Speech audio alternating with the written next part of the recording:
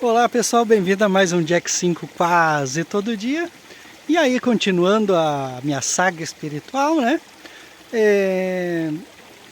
Eu fico em São Paulo e aí eu me encontro com uma pessoa que depois eu fui saber que eu fui abordado, né? E essa pessoa era um membro, se eu não me engano era beneditino, e ele participava da TFP, Tradição, Família e Propriedade, que eram congregados marianos. E aí, como eu estava olhando uma roupa de karatê, eu gostava de... me interessava por luta, né? E aí ele me pergunta e tal se eu gostava, eu falo que gostava. E daí ele conta que ele lutava num lugar, era de graça, daí eu, opa, de graça melhor ainda, né? E daí ele me convida para fazer parte da TFP, que ele ia me indicar e tal. E eu vou lá, né, na Vila Mariana, em São Paulo. Hoje a sede já não existe mais, mas era uma mansão, assim, uma casa muito legal. E aí acontecia duas coisas lá, né? A gente lutava, um estilo de luta muito intenso, diria assim. E à noite, aí depois a gente tomava um banho, tomava um café, tudo. E aí a gente aprendia história do catolicismo, dos templários, dos grandes nomes, né, da Igreja Católica, dos santos, da Bíblia. Então ali foi uma coisa assim mais material, digamos assim, né, mas falando sobre os católicos, né. Então eu fiz parte durante uns 3 anos desta instituição e a gente discutia de tudo lá. Ali era financiado pela nobreza que existe no mundo até hoje, né? Hoje está bem mais decadente, a TFP em si foi dividida, o fundador morreu, enfim, daí já meio que desintegrou. Mas na época era bem financiada por monarcas, né? E daí era visitado pelo Dom Orleans de Bragança, vinham duques da Dinamarca. Então várias pessoas da nobreza do mundo inteiro interagiam e ajudavam. E muitas vezes eram os guerreiros, né, os lutadores, acabavam se especializando em defesa e passavam a fazer a segurança, muitas vezes, desses nobres, né, no mundo inteiro. Então foi uma época na minha vida que basicamente eu tive a doutrina católica, né?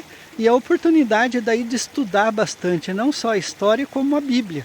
Então foi um embasamento aí, uns 3 anos assim, que se estudava muito, né? Era bem uma disciplina bem rigorosa, mas assim de uma perfeição, assim, de uma organização assim muito boa, né? Que depois deteriorou bastante. Hoje eu já nem sei se existe.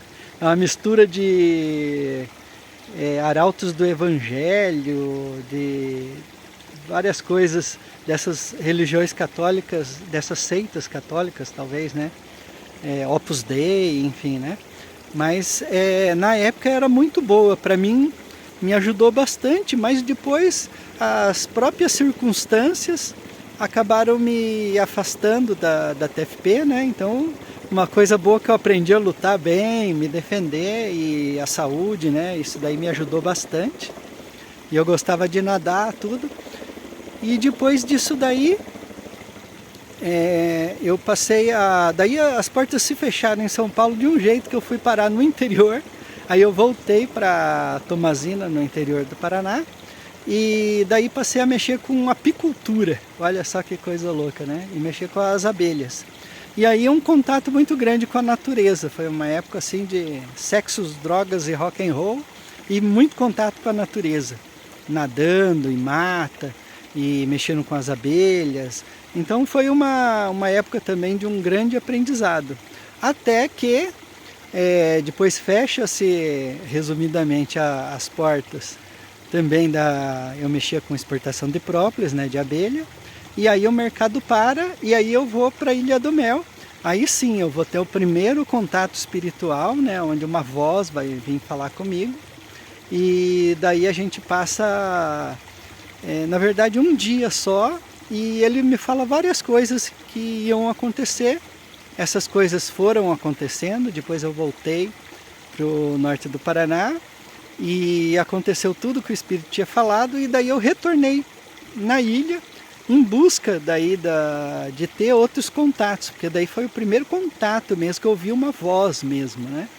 Então foi uma coisa que eu quase tive um infarto, mas que ativou aquela coisa de que existe realmente alguma coisa a mais, alguma coisa que tem que ser buscada, né? E aí depois eu vou ter um encontro, depois de muito procurar, daí passa-se uma temporada, daí eu aprendo a fazer tatuagem, começo a tatuar na Ilha do Mel e depois vou para Curitiba, onde eu estou até hoje, e aí eu tenho um encontro com uma mãe de santo, e que ela era médium de um espírito que se chamava cigana, né? E depois ela me explica que cigana era um jeito dela aparecer, então para cada nível de intelectual e cultural de cada pessoa aparecia-se de um jeito. Então ali ela se manifestou daquela maneira, né, para médium, e que se eu quisesse ela iria me ensinar várias coisas, né? E me fala daí várias coisas que o outro espírito tinha falado. Então isso me deu, falou, como é que uma pessoa de outra cidade que nunca me viu consegue fazer essa conexão, né?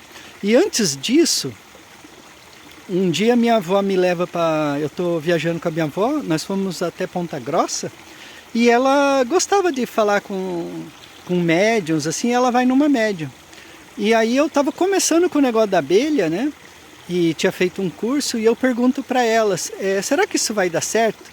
Né, que eu estava meio de gaiato dela, tudo bom, você queria saber alguma coisa? Daí me veio isso na cabeça, né? Eu falei, eu estou começando a mexer com abelha, eu sou da cidade grande, eu não sei se vai dar certo. Aí ela fala uma coisa que é muito assertiva, ela falou assim, olha, não vai dar certo com mel, mas continua nesse ramo, que é desse ramo que vai sair uma coisa que você vai negociar bastante, que vai dar certo, vai fazer parte da sua vida. Mas não é mel, mas é do mesmo setor. E realmente, eu nunca negociei mel, eu negociava própolis de abelha, né? Que é um derivado das abelhas também. Então foi muito assertivo esse negócio, né? E o que me deixou ainda mais curioso, aí quando acontece esse encontro com a cigana, né? Aí é uma outra história que dá um outro vídeo, e daí vai ser para a próxima etapa, né?